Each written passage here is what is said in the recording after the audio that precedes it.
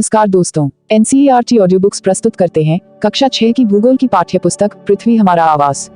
प्रस्तुत है इस पुस्तक का 8वां अध्याय, भारत वनस्पति जलवायु तथा वन्य प्राणी। आप मौसम के बारे में प्रतिदिन समाचार पत्रों में पढ़ते हैं तथा टेलीविजन पर देखते हैं अथवा दूसरों को इस संबंध में बातें करते हुए सुनते भी हैं। आप जानते हैं कि मौसम वायुमंडल में दिन प्रतिदिन होने वाला परिवर्तन है। इसमें तापमान, वर्षा तथा सूर्य का विकिरण इत्यादि शामिल हैं। उदाहरण के लिए मौसम कभी गर्म या कभी ठंडा होता है, कभी कभी आसमान में बादल छा जाते हैं तो कभी वर्षा होती है। आपने ध्यान दिया होगा कि जब बहुत दिनों तक मौसम गर्म रहता है तब आपको ऊनी वस्त्रों की आवश्यकता नहीं पड़ती है। आप खाने पीने में ठंडे पदार्थों को पसंद करते हैं। इसके विपरीत ऐसे भी दिन होते हैं जब आपको ऊनी वस्त्रों के बिना ठंड लगती है। ठंडी और तेज हवाएं चलती हैं। इन दिनों में आप गर्म चीजें खाना पसंद करते हैं। सामान्यतः भारत में प्रमुख मौसम होते हैं। दिसंबर से फरवरी तक ठंडा मौसम सर्दी, मार्च से मई तक गर्म मौसम गर्मी, जून से सितंबर तक दक्षिण पश्चिम मानसून का मौसम वर्षा, अक्टूबर और नवंबर में मानसून के लौटने का मौसम शरद। शीत ऋतु, ठंडे मौसम में सूर्य की सीधी किरणें नहीं पड़ती हैं जिसके परिणामस्वरूप उत्तर भारत का तापमान कम हो जाता है। ग्रीष्म ऋतु, गर्मी के मौसम में सूर्य की किरणें अधिकतर पड़ती हैं, तापमान बहुत अधिक हो जाता है। दिन के समय गर्म एवं शुष्क पवन बहती है जिसे लू कहा जाता है। दक्षिण पश्चिम मानसून या वर्षा का मौसम, यह मानसून के आने तथा आगे बढ़ने का मौसम है। इस समय पवन बंगाल की खाड़ी तथा अरब सागर से स्थल की ओर बहती है। वे अपने साथ नमी भी लाती हैं। जब ये पवन पहाड़ों से टकराती हैं तब वर्षा होती है। मानसून के लौटने का मौसम या शरद ऋतु, इस समय पवन स्थल भागों से लौटकर बंगाल की खाड़ी की ओर बहती है। यह मानसून के लौटने का मौसम होता है। भारत के दक्षिणी भागों विशेषकर तमिलनाडु तक आंध्र प्रदेश में इस मौसम में वर्षा होती है।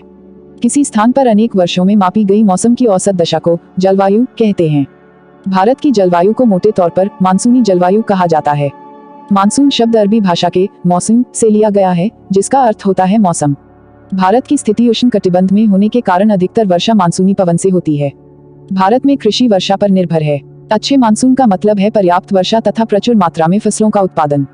किसी स्थान की जलवायु उसकी स्थिति, ऊंचाई, समुद्र से दूरी तथा उच्चावच पर निर्भर करती है। इसलिए हमें भारत की जलवायु में क्षेत्रीय विभिन्नता का अनुभव होता है।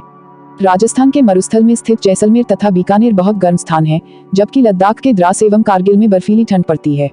तटीय क्षेत्र जैसे मुंबई तथा कोलकाता की जलवायु मध्यम है। वे न अधिक गर्म हैं और न ही अधिक ठंडे। समुद्र तट पर होने के कारण ये स्थान बहुत अधिक आर्द्र हैं। विश्व में सबसे अधिक वर्षा मेघालय में स्थित मौसिनराम में होती है, जबकि किसी वर्ष राजस्थान के जैसलमेर में वर्षा होती ही नहीं है।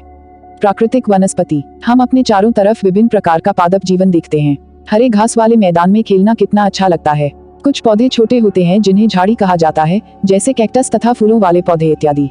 इसके अतिरिक्त बहुत से लंबे वृक्ष होते हैं, उनमें से कुछ में बहुत शाखाएं तथा पत्तियां होती हैं, जैसे नीम, आम। तो कुछ वृक्ष ऐसे होते हैं जिनमें पत्तियों की मात्रा बहुत कम होती है, जैसे नारियल।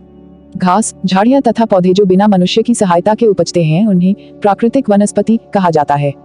क्या आप कभी यह नहीं सोचते कि ये एक दूसरे से किस प्रकार भिन्न हैं? अलग अलग जलवायु में अलग अलग प्रकार की वनस्पतियां पाई जाती हैं। इनमें वर्षा की मात्रा सबसे महत्वपूर्ण होती है। जलवायु की विभिन्नता के कारण भारत में अलग अलग तरह की वनस्पतियां पाई जाती हैं। हमें वनों की आवश्यकता क्यों है? वन हमारे लिए बहुत ही लाभदायक हैं। ये विभिन्न कार्य करते हैं।